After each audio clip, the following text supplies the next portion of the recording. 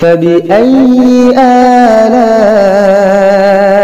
ربكما تكذبان أعوذ بالله من الشيطان الرجيم بسم الله الرحمن الرحيم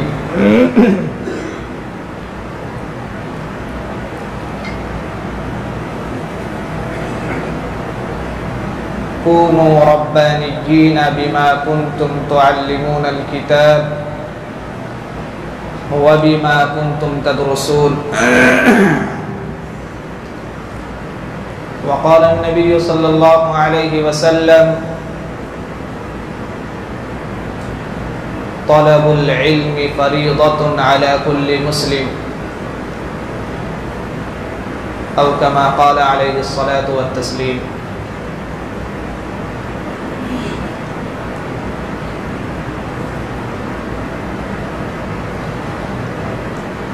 میرے محترم بزرگ دوستو، عزیزان گرامی، حاضرین جمعہ،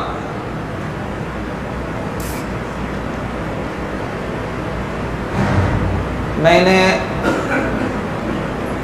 ابھی آپ کے سامنے جس موضوع سے متعلق گفتگو کا ارادہ کیا ہے اور جس عنوان پر ہم آپ کا وقت لیں گے، وہ موقع کی مناسبت سے ہے۔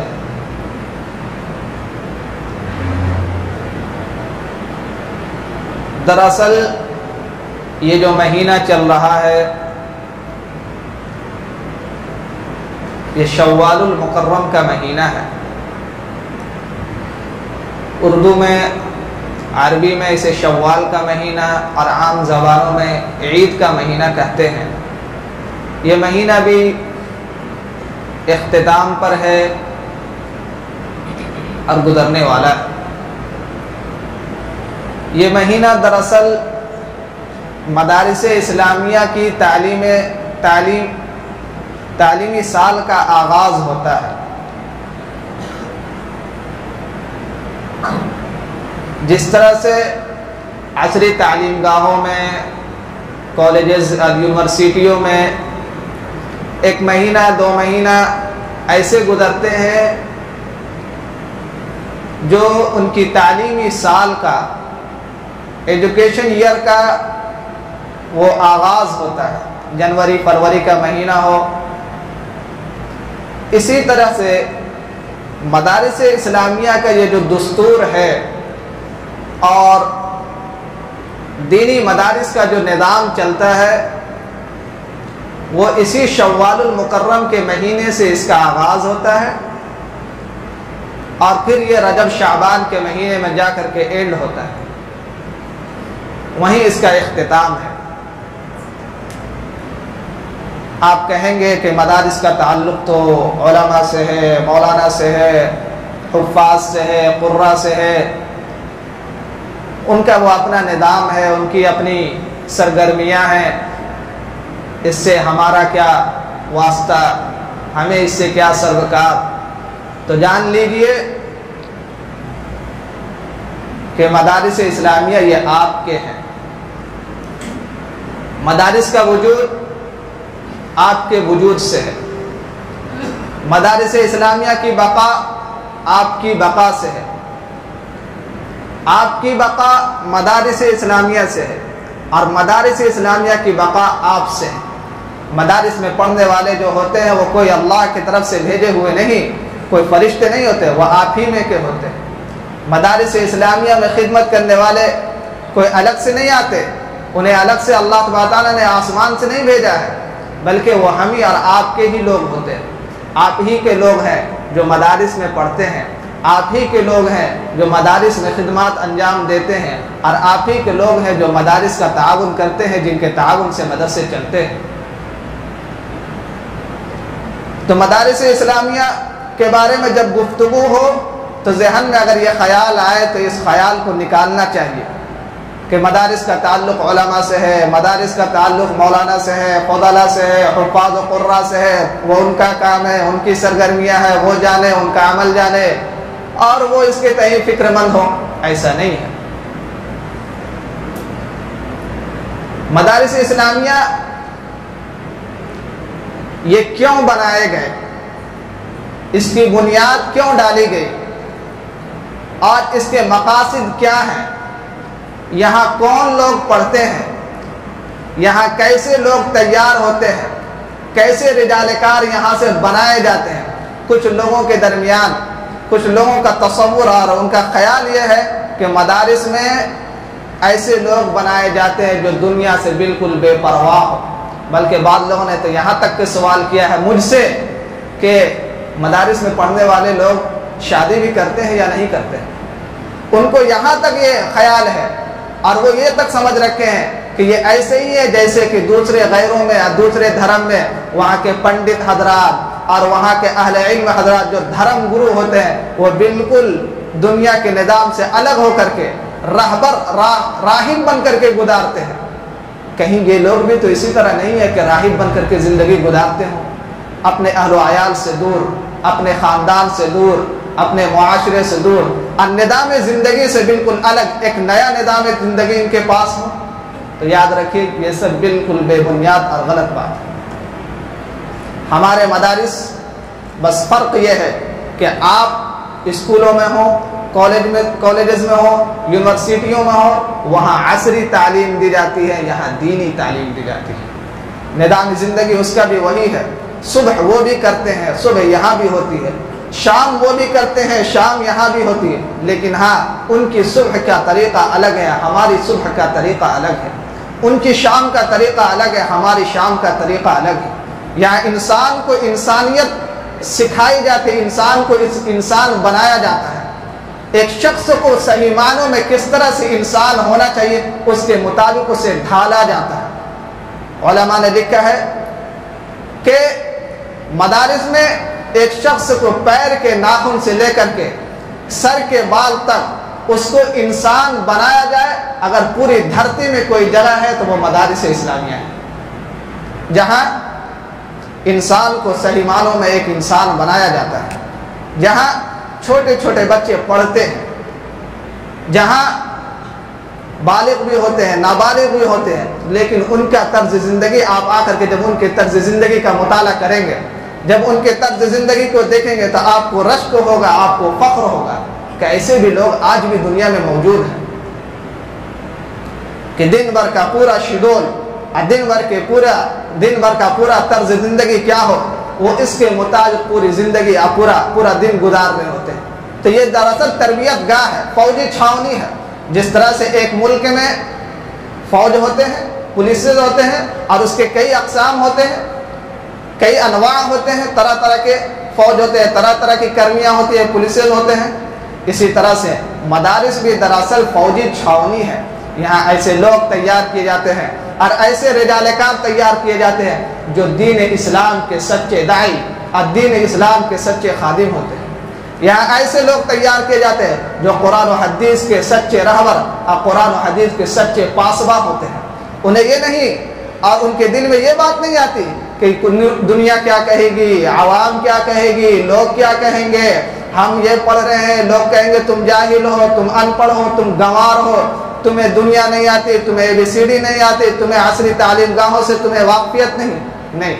ان کے سامنے صرف اور صرف ایک اللہ کی رضا ہوتی ہے، ان کے سامنے صرف اور صرف قرآن کی خدمت ہوتی ہے اور ان کے سامنے صرف اور صرف حدیث کی خدمت ہوتی ہے۔ تو مدارس میں یہ نظام پڑھایا جاتا ہے، قرآن و حدیث پڑھایا جاتا ہے، شریعت پڑھائی جاتی ہے۔ دراصل شریعت کو پڑھانے کے لیے پورا ایک نظام اور سلیبس چاہیے۔ ہم نے یہ سمجھ رکھا ہے کہ دین شریعت نماز روزے کا نام ہے، نہیں، نماز روزے سے دین شریعت کا تو آغاز ہوتا ہے۔ ابھی ہم نے دین شریعت کو سمجھا ہی نہیں۔ جتنی محنت اور جتنی تعلیم، جتنے اسٹڈی اور جتنے مطالعے کی ضرورت آپ کو عصری تعلیم گاہوں اور عصری یونیورسٹیوں میں کرنی پڑتی ہے، اس سے کہیں زیادہ آپ کو یہاں کرنا پڑے گا، تب جا کر کے وہ صحیح معنوں میں دین شریعت سے واقف ہوگا، تب جا کر کے وہ صحیح معنوں میں علم شریعت سے واقف ہوگا۔ ہم ایک کنسٹیٹیوشن پڑھتے ہیں، 500 صفحہ 600 صفحے کا کنسٹیٹیوشن ہوتا ہے، لیکن آپ علم شریعت میں آئیں گے تو صرف قرآن 500-600 صفحہ ہے، یہ تو متن ہے، یعنی یہ شارٹ رائٹنگ ہے، شارٹ ریڈنگ ہے، اور اس کے بعد اس کی حدیث، اس کی تشریح ہے، اور حدیث بھی ایک دو صفحہ نہیں، سینکڑوں ہزاروں اور لاکھوں صفحات میں ہے، اور وہ بھی دراصل شارٹ رائٹنگ شارٹ ریڈنگ ہے۔ اس کی بھی تشریح پھر علماء نے کی، اور پھر علماء نے اس کی تشریح کرتے ہوئے لاکھوں اور کروڑوں صفحات میں وہ اس کی تشریح ہوئی، نظام زندگی کو بتلایا۔ ہم یہ سمجھ رکھے ہیں کہ یہ دارالقضا جو قائم ہے یہاں صرف نکاح اور طلاق کے مسائل جائیں گے، نہیں، نکاح اور طلاق کے مسائل کے لیے دارالقضا صرف کا قیام صرف اس کے لیے نہیں ہے۔ ہم یہ سمجھ رکھے ہیں کہ یہ علماء یا مولانا یہ صرف نماز روزہ بہت زیادہ زکوٰۃ حج کے مسائل جانتے ہیں، میری فلاں نماز ہوئی یا نہیں ہوئی مولانا صاحب بتا دیجیے، مولانا صاحب میں نے ایسے وضو کیا میرا ہوا یا نہیں ہوا، میں نے ایسی نماز پڑھی تھی یہ میری نماز درست ہوئی یا نہ ہوئی، نہیں، یہ تو بنیاد ہے۔ اس سے آگے بھی بہت دور تک زندگیاں ہیں، اس سے آگے بھی بہت دور تک علم شریعت ہے، جنہیں حاصل کرنا یہ فرض کفایہ ہے، جن فرض کفایہ کو یہ مدارس والے ادا کرتے ہیں۔ ورنہ اگر یہ فرض کفایہ ادا نہ ہوتا تو شریعت مٹ چکی ہوتی، اگر یہ فرض کفایہ ادا نہ ہوتا تو قرآن و حدیث کا علم مٹ چکا ہوتا۔ حالانکہ قرآن و حدیث کا علم مٹنے والا نہیں، قرآن کہتا ہے انا نحن نزلنا الذکر وانا له لحافظون، ہم نے قرآن کو اتارا ہے اور ہم اس کی حفاظت کریں گے۔ تو قرآن کو ہم نے اتارا، ہم اس کی حفاظت کریں گے، کیا مطلب؟ ہم نے الحمدللہ رب العالمین اتار دیا اور ہم اس کی حفاظت کریں گے؟ نہیں، بلکہ الحمدللہ اس کے الفاظ کی بھی حفاظت کریں گے، اس کے معانی کی بھی حفاظت کریں گے، اور اس کے معانی کا مطلب یہ ہے کہ ہم پوری شریعت کی حفاظت کریں گے۔ اللہ کے رسول صلی اللہ علیہ وسلم کے زمانے سے لے کر کے آج تک علماء، حفاظ، قراء ایسے رہے جنہوں نے قرآن کے الفاظ کو بھی یاد کیا، قرآن کے معانی کو بھی یاد کیا، قرآن کے احکام اور شریعت سے بھی واقف رہے۔ اللہ کے رسول صلی اللہ علیہ وسلم جب آپ دنیا میں تشریف لائے تو سب سے پہلے صفہ کا قیام عمل میں لایا۔ مدارس اسلامیہ اسی صفہ کی طرف اس کی نسبت ہے، ہر ایک کی ایک نسبت ہوتی ہے، وہ کہیں نہ کہیں جا کر کے جڑتا ہے۔ اسی طرح سے مدارس اسلامیہ اس کی بھی نسبت اسی صفے سے جا کر کے جڑتی ہے۔ اللہ کے رسول صلی اللہ علیہ وسلم نے سب سے پہلے صفہ کا قیام عمل میں لایا۔ کیوں لایا صفہ کا قیام عمل میں؟ کیا تبلیغ کے لیے صرف صفہ تھا؟ کیا دعوت کے لیے صرف صفہ تھا؟ کیا اللہ کے رسول دعوت نہیں دے رہے تھے؟ کہ اللہ کے رسول صلی اللہ علیہ وسلم وہاں مکے میں جو اتنی لمبی زندگی گزاری وہاں دعوت کا کام نہیں ہو رہا تھا، ایمان و اسلام کا کام نہیں ہو رہا تھا؟ سب کام ہو رہا تھا، لیکن ایک اجتماعی نظام جہاں اسے علم شریعت بتایا جا سکے، اس سے باہر تو ایمان کی دعوت ہو رہی تھی، لیکن جو حضرات ایمان لائے اب انہیں شریعت سکھانی ہے، اب انہیں نظام زندگی بتلانا ہے۔ جب ہم لا الہ الا اللہ محمد الرسول اللہ کہہ لیتے ہیں تو اس کا مطلب یہ نہیں ہوا کہ ہم نے صرف گواہی دے دی کہ اللہ ایک ہے اور اللہ کے رسول محمد صلی اللہ علیہ وسلم اللہ کے رسول ہے، بلکہ اس کا مطلب یہ ہوتا ہے کہ ہم نے پورے نظام شریعت کو اپنے اوپر لاگو کر لیا، اور پورے نظام شریعت کو اپنا نظام شریعت کے ہم نے اپنے آپ کو پابند بنا لیا ہے۔ یہ مطلب ہوتا ہے لا الہ الا اللہ محمد الرسول اللہ کا۔ تو اللہ کے رسول صلی اللہ علیہ وسلم نے سب سے پہلے صفہ کا قیام عمل میں لایا۔ مسجد نبوی میں ایک چبوترا بنایا کہ چبوترا ضروری تھا کہ ایک چبوترا ہو جہاں علم حدیث پڑھایا جائے، جہاں علم قرآن پڑھایا جائے، جہاں لوگوں کو بتلایا جائے کہ تمہیں 5 وقت کی نماز پڑھنی ہے تو کیسے پڑھنی ہے، تمہیں روزہ رکھنا ہے تو کیسے رکھنا ہے، تم اب جو اپنی زندگی گزارو گے تو کون سا طریقہ تمہارا ہوگا جو قرآن کے مطابق ہوگا، کون سا راستہ تمہارا ہوگا جو حدیث کے مطابق ہوگا، اور کس راستے پر چلو گے اور کس ڈگر پر چلو گے تو قرآن سے الگ اور حدیث سے الگ ہو جاؤ گے۔ تو اس کے لیے اللہ کے رسول صلی اللہ علیہ وسلم نے صفہ کا قیام عمل میں لایا تھا۔ صفہ ایک چبوترا ہے جو 1.5 ہاتھ اونچی جگہ اللہ کے رسول صلی اللہ علیہ وسلم نے بنوایا تھا، جہاں پر حضرات صحابہ قیام فرمایا کرتے تھے اور اللہ کے رسول سے علم سیکھا کرتے تھے، اللہ کے رسول علم سکھاتے تھے۔ پھر اس صفہ کے بعد اللہ کے رسول صلی اللہ علیہ وسلم کے پردہ فرما جانے کے بعد پھر مسجد نبوی میں اور دوسری درسگاہیں قائم ہوئی جس کو چلایا کرتے تھے حضرات صحابہ، حضرت زید بن ثابت، حضرت ابن عباس، حضرت عبداللہ بن مسعود، حضرت عائشہ رضی اللہ تعالی عنہ۔ ان لوگوں کی الگ الگ درسگاہیں لگا کرتی تھی جہاں پر صحابہ آ کر کے علم شریعت، علم دین، علم قرآن اور علم حدیث سیکھا کرتے تھے۔ حالانکہ قرآن عربی میں ہے، حدیث عربی میں ہے، کیا ضرورت تھی انہیں سیکھنے کی؟ نہیں، چونکہ قرآن ایک شریعت ہے، یہ نظام زندگی ہے، یہ ایک نظام الہی ہے، اس نظام الہی کو بھی سیکھنا پڑے گا. صرف یہ نہیں کہ ان کی زبان ہے تو وہ سیکھ لیں, نہیں. اس کے بعد یہ نظام چلا. اور ہندوستان میں یہ مدارس اسلامیہ جو آپ دیکھ رہے ہیں, اسے بھی تھوڑا سا 2 منٹ کے لیے اسے بھی سن لیں. ہندوستان میں یہ جو مدارس کا نظام اور اس کا نظام جو چلایا گیا ہے, اس کے پیچھے بھی ایک الگ تاریخ ہے اور اس کی بھی اپنی کامیابیاں ہیں. اور انہوں نے بھی ماضی میں جو روشن تاریخ اور روشن کارنامے انجام دیے ہیں, وہ صفحہ تاریخ پر آب زر سے لکھے جانے کے لائق ہے. ہندوستان میں جنگ آزادی سے قبل انگریزوں کا تسلط رہا. تقریباً 100 سال انگریزوں نے حکومت کی. اور اس سے پہلے پورے ہندوستان پر اسلامی سلطنت قائم تھی, اسلامی حکومت قائم تھی. لیکن انگریزوں کا اس پر غلبہ ہوا. تو انگریزوں کے غلبہ ہونے کے بعد سب سے پہلے انگریزوں نے جو یہ نشانہ بنایا وہ یہ کہ ہم اس ہندوستان کو اسپین بنا دیں گے. 1757 میں شکست ہوئی, سراج الدولہ مارے گئے. اور اس کے بعد 1799 میں جب ٹیپو سلطان 31 مئی 1799 میں جب ٹیپو سلطان شہید ہوئے تو اس وقت کے جنرل راوت نے کہا تھا کہ ہندوستان ہمارا ہے, اب ہندوستان پر ہماری حکومت ہوگی, اب ہندوستان پر ہمارا راج چلے گا, اب ہندوستان پر ہماری کتابیں پڑھائی جائیں گی, اب مدارس اسلامیہ کا وجود ختم کر کے رکھ دیں گے, ہم قرآن و حدیث کو ختم کر کے رکھ دیں گے. اور ہم ایسے لوگ تیار کریں گے جو رنگ اور نسل کے لحاظ سے ہندوستانی تو ہوں گے لیکن فکر و عمل کے لحاظ سے وہ یورپین ہوں گے. یہ اس وقت کے جو جنرل تھے, مسٹر تھے, انہوں نے ایسی باتیں کہی تھی. انہوں نے پورا پروگرام بنا لیا تھا کہ ہم اس ہندوستان کو اسپین بنا دیں گے. اسپین میں جہاں 800 سال تک اسلامی حکومت قائم رہی, جہاں نظام حکومت اسلامی تھا, جہاں نظام قرآن تھا, جہاں نظام زندگی اسلام اور شریعت کے مطابق تھا, لیکن وہاں پر بھی عیسائیت, مسیحیت اور یورپین لوگوں نے اس پر قبضہ کیا اور پورا تہوبالا کر دیا. اور تمام تر لوگوں کو جو علماء تھے, فقہا تھے, محدثین تھے, مفسرین تھے, سب کو ختم کر دیا. اور جتنی درسگاہیں تھی تمام درسگاہوں کو ختم کیا, اور جتنی مسجدیں تھی تمام مسجدوں کو بھی مٹیا میل کر دیا. ایک شخص سے بھی ایسا باقی نہ رہا جو کلمہ لا الہ الا اللہ کو بولنے والا ہو. سارے لوگوں سے کہہ دیا چاہے تو تم عیسائی ہو یا قتل کر دیے جاؤ گے.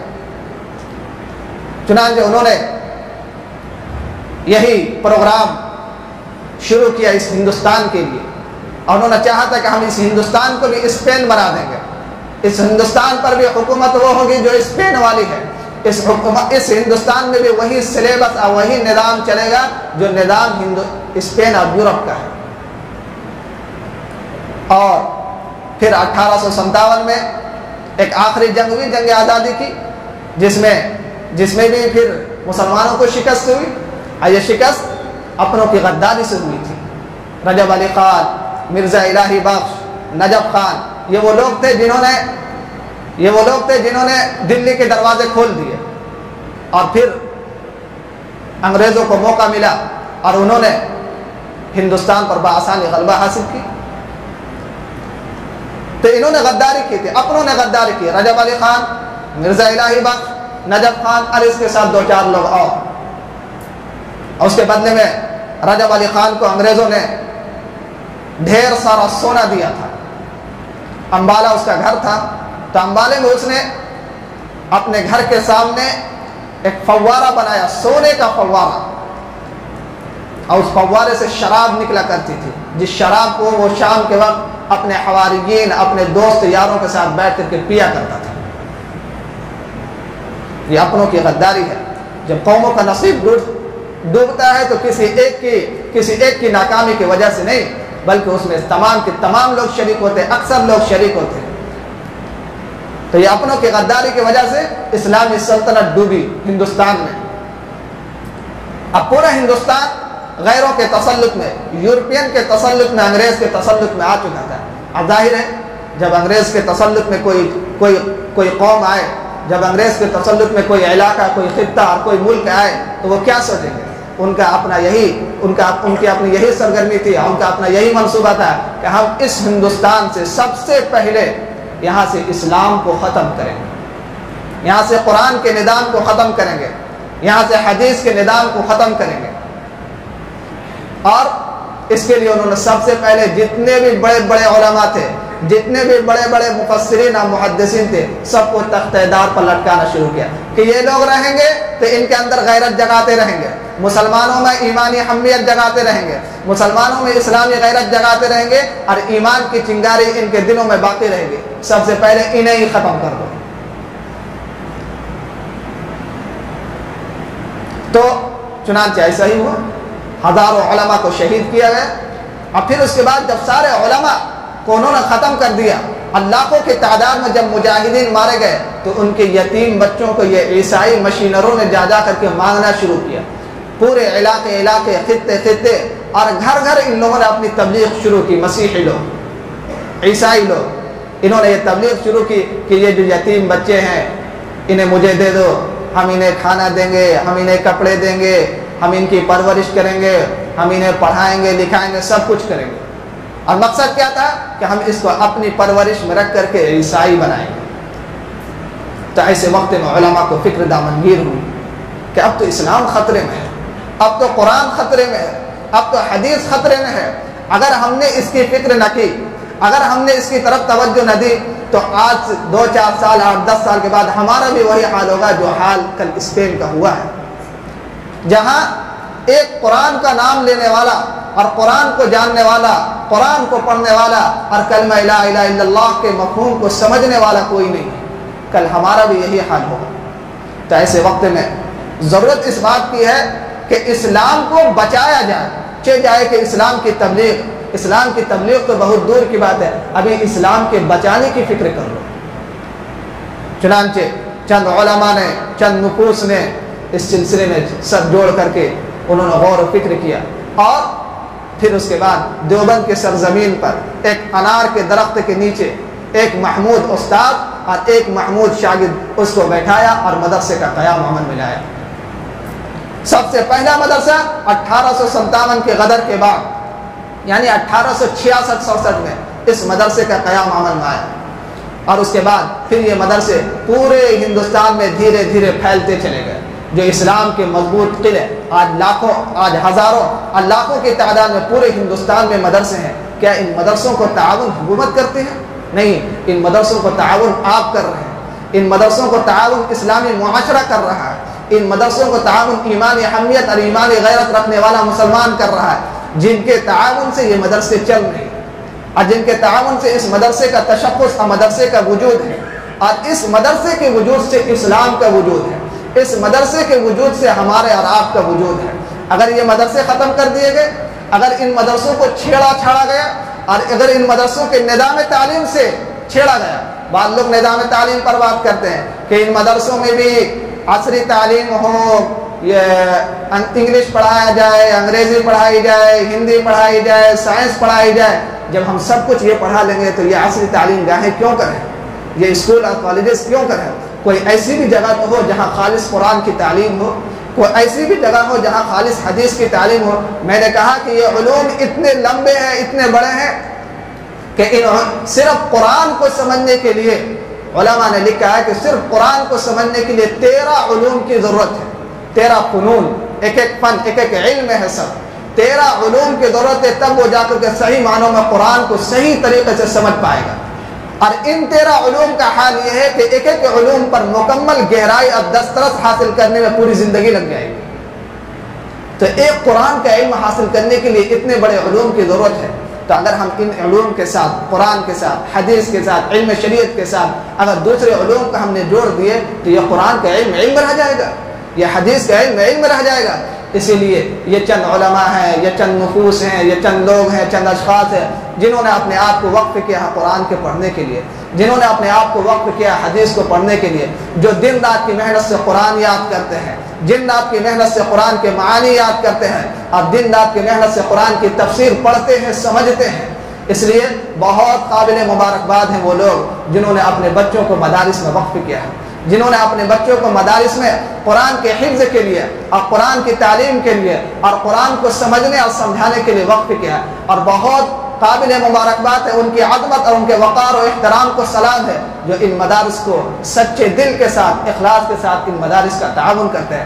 اللہ ان کے تعاون کو بھی قبول فرمائے اور ان مدارس کو تا قیامت ان مدارس کی حفاظت فرمائے، غیروں کی سازش سے، غیروں کے منصوبے سے اس مدارس کی حفاظت فرمائے۔ اللہ تعالی ہم سبوں کو سمجھنے کی توفیق نصیب فرمائے۔